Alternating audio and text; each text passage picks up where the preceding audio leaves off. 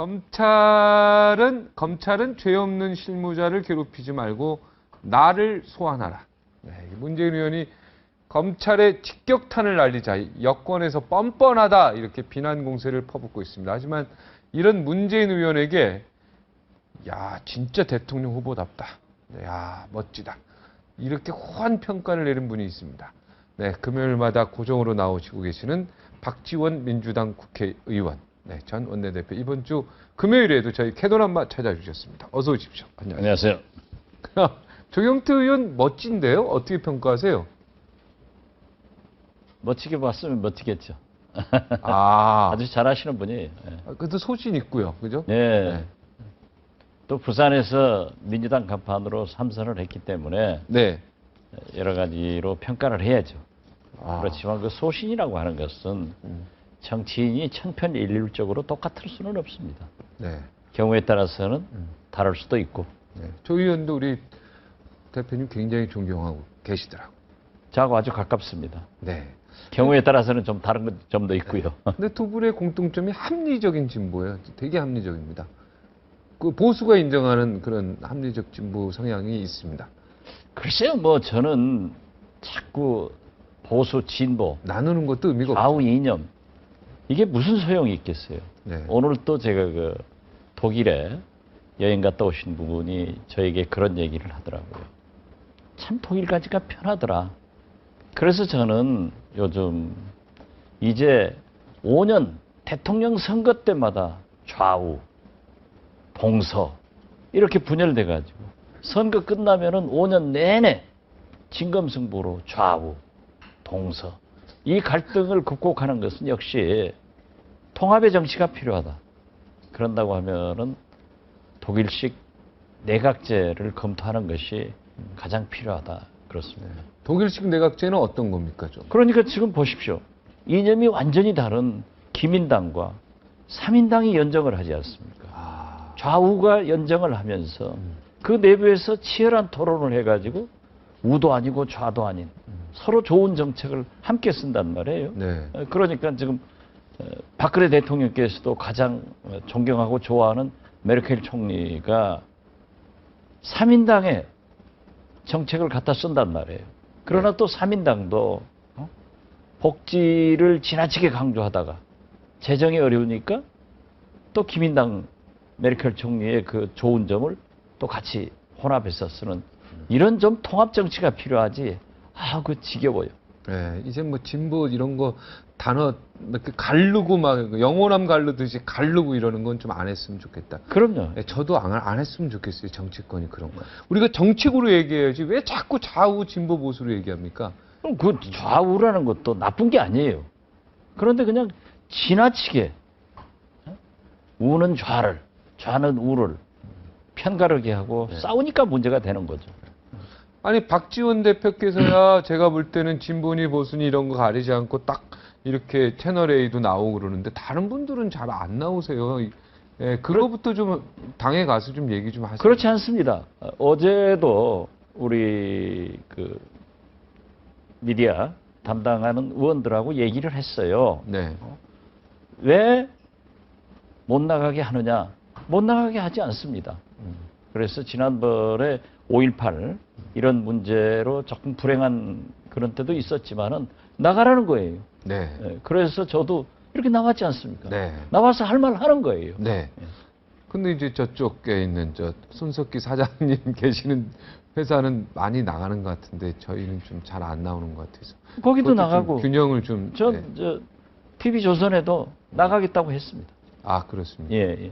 아 우리 박 대표님만 아니요. 딴 사람들도. 딴 사람들도 네. 나가요. 이제는 좀 그러면 이제 섭외해서 안 되면은 제가 일러도 되죠 대표님. 저는 그렇게 리더십이 없습니다. 아. 네. 리더십. 나올 거예요. 네, 알겠습니다. 문재인 의원은 안 나오지 않습니까? 그분은 이제 자기가 그 대통령 후보를 했기 때문에 당분간 좀 안 나오실 경우도 있죠. 네.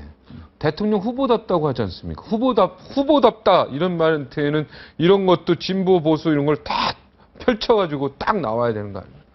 그거야 본인이 네. 또 정치 문제가 있기 때문에 뭐 채널 A만 안 나오는 게 아니고 네, 알겠습니다. 어떤 언론도 지금 네. 인터뷰를 잘 안 하시는 것으로 알고 있습니다. 그러니까 난 새누리당 의원 뭐 칭찬하는 건 아니고 새누리당은 한겨레 경향에서 인터뷰 요청은 다 하잖아요. 소위 진보 언론 쪽에서 뭐 그런 것처럼 다 좀 했으면 좋겠다는 생각이 들어요. 이제 진보 보수 얘기하지 말고 그런 단어 좀 없이 그냥 했으면 좋겠어요. 그렇게 하기 위해서는 채널 A부터 동아일보부터 좀 그런 구분 안 했으면 좋겠어요. 네, 저희도 그런 거 안 하겠습니다. 자, 진짜 대통령 후보답다. 나를 소환해라 이런 말 할 때 어떤 의미가 있는 겁니까? 그 말씀하셨는데. 얼마나 책임의식이 강합니까? 또 문재인 의원은 잘 아시다시피 노무현 대통령의 마지막 비서실장으로서 당신이 비서실장 할 때 일어난 일에 대해서 다 알 수는 없습니다. 저도 비서실장을 했지만 다 파악은 못했겠죠. 그렇지만은 자기가 하신 말씀이 있고 내용이 있기 때문에 그렇게 실무자들 데려다가 네. 자꾸 검찰이 흘려내고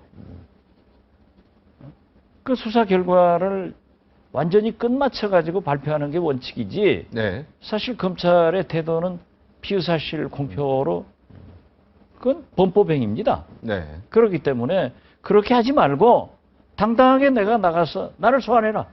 그럼 내가 가서 설명하겠다. 얼마나 멋있어요. 그래서 저는 진짜 대통령 후보답다. 그런 얘기를 했습니다. 네. 우리 대표님께서도 이런 적 있으시죠? 다 책임지고 대북송금 특검 때 다 모든 걸 책임지고 십자가 지고 가셨죠? 그렇습니다. 저는 2000년 6.15 남북 정상회담의 특사로서 외국을 다니면서 북한을 가면서 많은 일을 했지 않습니까? 네. 그러니까 누구보다도 잘 알고 있습니다.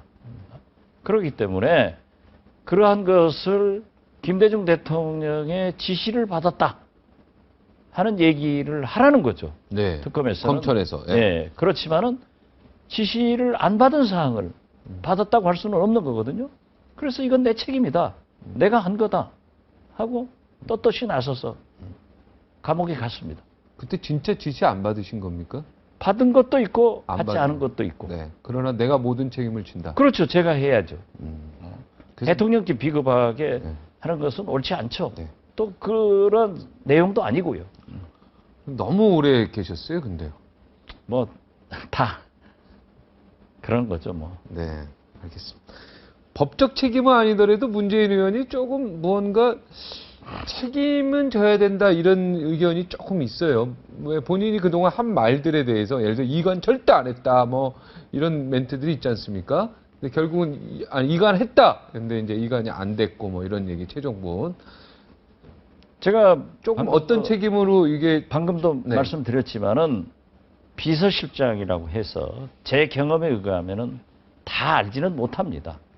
그렇기 때문에 문재인 의원께서도 그 비서실장으로서 당연히 넘겼지 않았을까 하는 얘기를 한 것으로 저는 이해를 했습니다. 잘 사실- 몰랐을 것이다. 예. 예. 사실 그 대통령 기록을 네.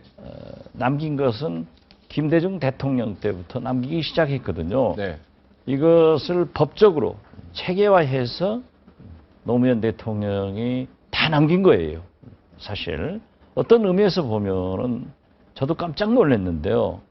검찰이 노무현 정부의 사료를 755만 건을 가지고 있다는 것 아니에요? 네. 그 중에는 별별의 문건이 다 있을 거예요. 네. 이런 거 보면은 노무현 대통령의 순수한 그 기록을 남기려고 하는 그 열정에 대해서는 진실성에 대해서는 높이 평가를 해야 된다고 생각합니다. 네. 그리고 그러한 과정에서 문재인 의원도 일을 함께 했기 때문에 다 넘겼지 왜 안 넘겼겠느냐 이런 그 생각을 가지고 그런 말씀을 했지 않았을까 저는 그렇게 생각해요. 네. 그러니까 노무현 대통령이 어쩌면 대통령 기록물법을 만들어가지고 그걸 다음 정부에 이렇게 온전하게 넘겨주려고 한 그 정신에 대해서는 정말 훌륭하다. 네. 네. 그런 건 높이 평가해 줘야 된다. 그 과거의 역대 대통령들은 사실은 다음 정부로 넘겨줄 때 뭐 맨날 며칠 소각한 부분도 있고 뭐 그랬다 그러더라고요. 그렇죠. 네. 김영삼 정부에서 야당으로 갑자기 참 반세기 만에 처음으로 대한민국에서 정권 교체가 이루어졌지 않습니까? 네. 그것도 평화적 정권 교체가. 그때 뭐 국정원의 하늘이 며칠간 연기로 자욱했다. 이런 얘기를 우리 다 들었지 않습니까? 아, 그런 걸 소각하지 않고 폐기하지 않고 755만 건을 넘겼다고 하는 것은 노무현 대통령을 평가를 해야 됩니다. 네. 그러면 DJ 대통령 때하고 DJ 정부에서 노무현 정부로 갈 때는 하늘이 그렇게 연기가 우리는 그럴 이유가 없었죠. 네. 예. 같은 정부에서 넘어. 그렇죠. 예. 그 이전에는 이제 연기가 가득 찼고. 그런 얘기를 네. 들었지 않습니까? 네, 알겠습니다. 청와대 네, 알겠습니다. 출입하면서 예, 같이 맞습니다. 얘기했지 않습니까? 예. 통합진보당 그 비례대표 경선, 부정경선에 대해서 무죄 선고한 거, 사실 반장선고도 이거 부정선거 나오면 진짜 그 반 난리 날 텐데 학부모들이 여기에서 무죄 선고 내서 이제 막 이제 많이 지금 논란이 되고 있습니다. 좌편향 판결이다 막 이런 얘기가 나오는데 우리 대표님은 여기 대해서 어떻게 생각하세요? 저는 꼭 그 법관의 판결 결과를 놓고 좌편향이다, 우편향이다. 우편향이다 하는 것도 모두에도 말씀드렸지만 이상하다고 생각합니다. 네, 물론 재판장이 법과 양심에 따라서 재판을 하시겠지만은 그분도 인간이란 말이에요. 네, 그렇기 때문에 지금 그러한 판결에 대해서는 네, 다행히 우리 헌법에 3심제가 돼 있지 않습니까? 네, 1심 판결에 불복을 해서 항소심, 고등법원도 받아보고 네, 대법원도 받아보면은 1심에서 무죄가 고등법원에서 유죄되는 경우도 있고 네. 또 그 반대의 경우도 있기 때문에 너무 그렇게 사법부를 비판적으로 공격할 필요는 없다. 그렇지만은 우리도 인간이기 때문에 불만이야 가질 수 있겠지만은 너무 그렇게 편향되게 볼 필요 없다. 저는 그렇게 생각합니다. 네. 노무현 정부 때 이제 청와대에서 많이 일했던 그런 친노 세력들이 빨리 정리를 좀 김장수 실장도 그렇고요. 빨리 이 부분에 대해서 나와서 따뜻하게 좀 정리를 딱 처음에 그냥 해줬으면 이렇게 질질질 안 끌었을 것이다. 이런 생각도 들어요. 제가 지금 와서 보면은. 그렇죠. 그건 안타까움이 있어요, 좀. 마찬가지입니다. 김장수 안보실장도 당시 노무현 정부의 국방장관으로서 14 정상회담을 함께 공식 수행으로 참여를 했고 또 그 후 국방장관 회담을 가면서 노무현 대통령으로부터 NLL을 지키라. 소신껏 해라. 네, 소신껏 해라. 예, 그런 얘기를 했기 때문에 NLL을 지켰다. 이런 말씀을 했거든요. 네. 또 현재의 국방장관 김관진 장관도 노무현 대통령 당시 합참 의장이었어요. 네. 그렇다면 그 내용을 잘 아실 분이에요. 그런데 1년 만에 김장수 실장도 국회에 나와서 지켰다. 이런 얘기를 했고 국방부에서도 그러한 자료를 이제야 국회에 보내는 것은 참 좀 안 좋죠. 네. 안 좋죠. 안 좋아. 예. 그 기록관리 비서관들이나 그쪽 관련자들도 미리 와서 자기들끼리 좀 이걸 어떻게 된 내용인지 좀 회의를 전체적으로 해서 딱 먼저 좀 이런 게 논란이 됐을 때 딱 정리했으면 그건 제가 깔끔했죠. 몇 번 얘기를 했어요. 네. 사실 이건 굉장히 중요한 문제다. 만약에 청와대에서 네. 국정원에서 새누리당에서 말하는 것처럼 NLL을 포기했다라고 노무현 대통령이 말씀하셨다고 하면은 굉장히 큰 문제다. 그리고 저렇게 종북 세력이라고 민주당을 비판하기 때문에 저희야 그 내용을 모르잖아요.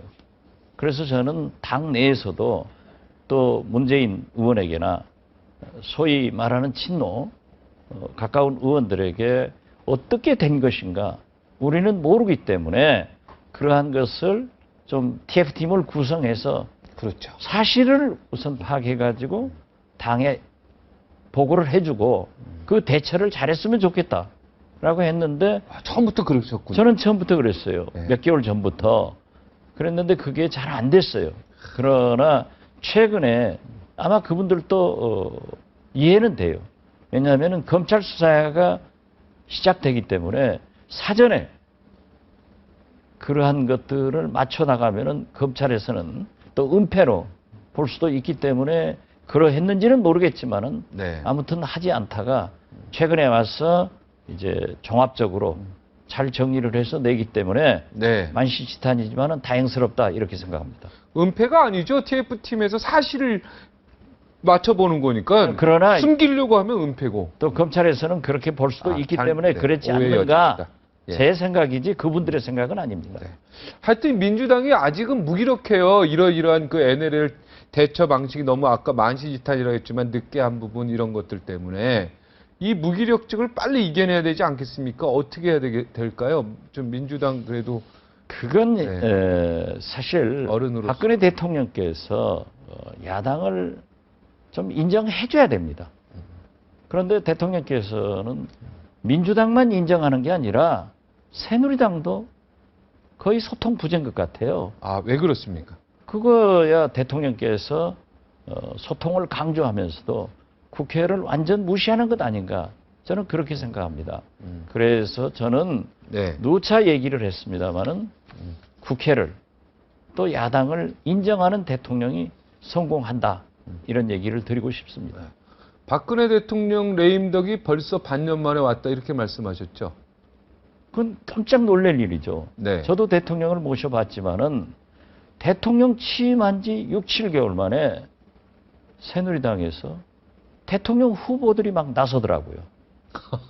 그리고 가장 측근 장관들도 대통령을 항명하고 그만. 항명, 뭐 저는 아, 항명이라고 진영 예, 장관. 항명이라고는 볼 수 없지만은 아무튼 이견의 충돌로 그만두고 이런 걸 보고 굉장히 깜짝 놀랐습니다. 제 경험을 하더라도 대통령이라는 게 지금 임기 5년 아니에요? 2년 반간 쭉 올라갈 때는 괜찮아요. 네. 지금 역대 정권을 보더라도 딱 고개 넘어서 내려가기 시작하면은 레임덕이 시작되더라고요. 그 레임덕은 외부에서 시작되지 않습니다. 반드시 내부에서 시작되더라고요. 그래서 우리 말에 옛날 말에 내 집 간장 먹어본 사람이 쓰다 달다 얘기한다 하는 게 딱 맞는 게 권력 같아요. 그래서 간장 먹어본 사람만이 쓰다 달다 얘기한다. 알죠. 그래서 저는 때때로 그런 얘기를 합니다. 권력은 측근이 원수고 재벌은 핏줄이 원수다. 이거 받아 적어야 돼요. 권력은 측근이 원수고 예, 재벌은 핏줄이 원수다. 원수다. 예. 그러니까 재벌은 핏줄이 결국은 그러니까 자식들이고 뭐 형제가 아니고 다 재벌들은 되게 싸우잖아요. 네, 효성그룹은 또 직접 아들하고 뭐 소송하고 둘째 아들하고. 글쎄요, 내가 뭐 특정한 네. 기업에 대해서 얘기할 수는 없고요. 네. 권력은 측근이 원수다. 그렇죠. 네. 그러니까 박근혜 대통령이 지금 레임덕 이야기 나오는 이유가 박근혜 대통령의 측근들 탓이다. 그러한 점도 있겠죠. 새누리당 내부에서 나오지 않습니까? 예를 들어서 뭐 서청원 의원, 김무성 의원 뭐 이런 분들 얘기하시는 겁니까? 아니면 진영 장관은 이제 장관으로서 뭐 항명 파동 이런 얘기가 나오는 거고 그 뭐 대선 후보인 청와대나 김문수 새누리당에서 볼 지사 때 뭐 이런 항명이고 얘기. 네. 우리가 볼 때는 진영 장관이 옳은 태도였다. 네. 저는 그렇게 봅니다. 네. 그래도 뭐 레임덕이라는 단어를 벌써부터 쓰기는 좀 너무 빠르지 않나 이런 생각 드는데. 저도 그렇기 때문에 지적을 했을 뿐이에요. 네. 보십시오. 거듭 말씀드리지만은 대통령 취임한 지 잉크도 안 말랐어요. 네. 6, 7개월 만에 집권 여당에서 내가 차기 대통령 나오겠다라고 공공연하게 얘기하거나 네. 국시적으로 얘기하는 그런 정권 봤어요? 음. 오랫동안 정치부 기자 했으니까. 네, 못 본 것 같습니다. 못 봤죠. 6개월 만에는 아닌 제 것 말이 같아요. 맞잖아요. 네, 한 3, 4년은 지나야죠. 그렇죠. 대개 2, 3년 지나면 네. 나옵니다. 네. 지금 김문수 지사 얘기하는 거죠. 저는 누구 특정인 얘기하기 싫어요. 아, 특정인은 아니고 하여튼 누군가 있었네요 보니까. 되게 아실 것 아니에요. 네. 불출마 선언하고 지사. 네, 알겠습니다. 손학규 대표 나왔으면 좋겠다. 네? 그 화성갑 선거, 재보궐선거에. 야, 결국은 불출마 선언했어요. 그 이유 아십니까? 솔직하게. 오늘 좀 캐돈 한번 왔으니 그거 한 건이라도 좀 제대로 좀 듣고 싶은데. 그건 제가 짐작만 하지. 네. 짐작하는 거 얘기해 주십시오. 또 들은 얘기가 있지만은 네. 그건 공개적으로 할 성질이 못 되고요. 네. 당 내에서나 또 손학규 전 대표가 여러 가지를 생각해서 결정한 거기 때문에 네. 손 대표의 의견을 존중해야 된다. 그리고 다행히 우리 민주당의 조직의 귀재라고 하는 5.16 후보가 열심히 하고 있기 때문에 네. 저부터 열심히 도와서 꼭 당선시키도록 하는 것이 네. 당인으로서의 행동이지 네. 지나간 일에 대해서 또 다 아는 일에 대해서 제가 들은 일에 대해서 다 얘기할 수는 없다 이렇게 말씀드립니다. 네. 제가 사고 안 치겠습니다. 아니 그러니까 지금 손학규 대표가 기자회견에서는 대선 패배에 책임을 지고 죄를 짓고 있는 사람이 나가면 되겠냐 이 말은 아니라는 뜻이죠. 진위는. 자꾸 물어도 답변 안 할 거예요. 또 일부에서는 떨어질까봐 그랬다. 손학규 대표가 나갔으면 이기죠. 아 이깁니까? 아, 그리고 얼마나 지금 흥행이 되겠어요. 네. 그러면은 안철수와 손학규의 연대설 이게 솔솔 또 피어오르고 있습니다. 이거 여기에 또 염두를 두고 있는 게 아니냐 이런 얘기도 있는데 요 연대설 얘기에 대해서는 한 말씀해 주시죠. 그건 정치부 기자들이 하는 얘기지. 네. 물론 저희도 그렇습니다. 저도 안철수 의원과 우리가 연대를 하는 것이 가장 바람직합니다. 그래서 자꾸 저도 연대를 하자 하는 얘기를 공개적으로 또는 비공개적으로 하지만은 지금 얘기하는 네. 손학규 전 대표가 민주당을 그만두고 안철수 의원과 같이 할 거다 하는 것은 그럴 일은 없습니다. 그런 일은 절대 없다. 없습니다. 예. 자, 그러나 손 대표께서도 안철수 의원과 우리 민주당이 네. 연대해서 야권이 함께 가야 된다 하는 생각은 가지고 계실 것으로 믿습니다. 네. 자, 민주당 어떻게 지금 국민의 그 민심 여론조사, 물론 여론조사가 뭐 정확한 건 아니지만, 그래도 민주당이 그 과거, 그죠? 임대중 정부나 노무현 정부 때 그 얻었던 그 민심의 기대감, 네? 이런 것들을 다시 되찾으려면, 아까 뭐 조경태 의원도 얘기했지만, 이제는 합리적 진보, 합리적 보수가 힘을 합쳐서, 큰 세력을 민주당이 흡수해야 된다, 이런 얘기도 하셨는데, 우리 대표님께서는 어떻게 앞으로 민주당이 어떤 방향으로 개혁을 해야 되는지 마지막 정리 좀 해주십시오. 제가 최근에 일본항공 회장의 인터뷰 기사를 읽었습니다. 네. 일본항공은 3년 전에 부도가 났어요. 네. 그래가지고 강한 구조조정을 했어요. 네. 그래가지고 이제 다시 주식시장에 재상장하고 작년도부터 흑자를 많이 낸다는데 그 회장이 이런 말을 하더라고요. 망하니까 보이더라. 아. 그래서 사실 현명한 사람은 안 망해서 보여야 되거든요. 그런데 우리 민주당은 2번 망했어도 아직 못 보고 있는 것 같아요. 아. 그래서 여러 가지 진통을 하지만은 네. 결국 여야가 상생의 정치를 해야 됩니다. 네. 그런데 박근혜 대통령께서 국회를 특히 야당을 인정하지 않는 이런 환경에서 우리가 정치를 제대로 하는 것은 어렵기 때문에 저는 우리 민주당이나 우리 대한민국의 장래를 위해서는 통합의 정치가 필요하고 이제 내각제로 개헌도 한번 해야 된다 하는 생각을 갖습니다. 네. 망하니까 보이더라. 그러니까 이 얘기는 내부에서 정신을 차려야 된다 이런 얘기죠. 그렇죠. 내부에서. 예. 예, 알겠습니다. 59초에 다시 돌아오겠습니다. 네. 자살을 거꾸로 읽으면요. 잘 보시면 살자가 됩니다. 살자. 인연을 거꾸로 읽으면요. 연인이 되고요. 내 힘들다. 이거 거꾸로 읽으면 다들 힘내가 됩니다. 한번 뒤집어 생각하시면 어떨까요?